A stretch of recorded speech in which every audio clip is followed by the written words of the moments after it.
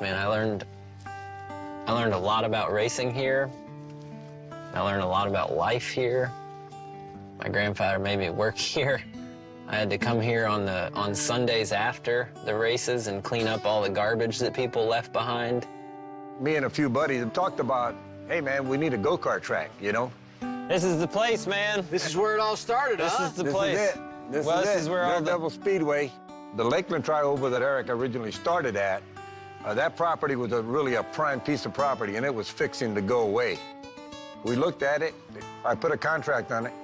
So I got the zoning to go through. We bought the property and started developing it and ran our first races in March of '95. So you were a racer that was also prepping the track, right? Oh, yeah. That was part of the deal. Like, and he made that very apparent, like, from the beginning. It's like, hey, we're going to build this track.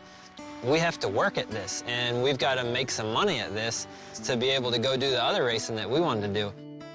Eventually, you get the call to go drive in the development program with Joe Gibbs Racing.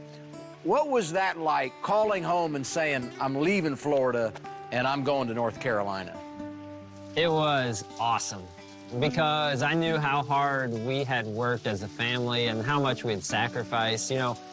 And then to have that opportunity to call back and say, like, I think this might have paid off. Like, I'm gonna move to North Carolina. I've got an opportunity to move to North Carolina to go drive and to try and make a career out of this, all because of the sacrifice that we made. It meant the world to me.